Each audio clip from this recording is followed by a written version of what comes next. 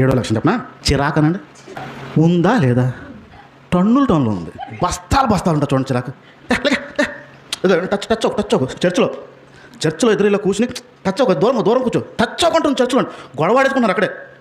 తోటకోళ్ళు ఎదురు గొడవ ఆడేసుకుని టచ్ అవ్వకు, నువ్వు అటు కూర్చో, అటు తిరిగి ఇక్కడే కూర్చోలేంటే. మరి ఫ్యాన్ ఉంది అంటుంది, నువ్వు కూర్చోలేంటి ఇక్కడ. గొడవ, చర్చిలో గొడవ.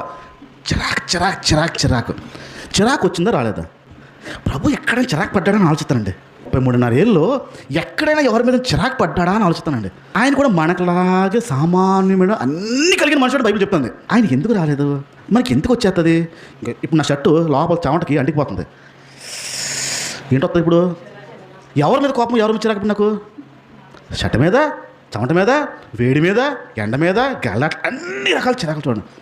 మంచి ఎండల్లో బాగా చెమటలు పట్టే టైంలో మీకు ఎందుకు పనులు చెప్తే చూడండి వెంటనే వచ్చే చిరాకు. కోపానికి మారు పేరు చిరాకు.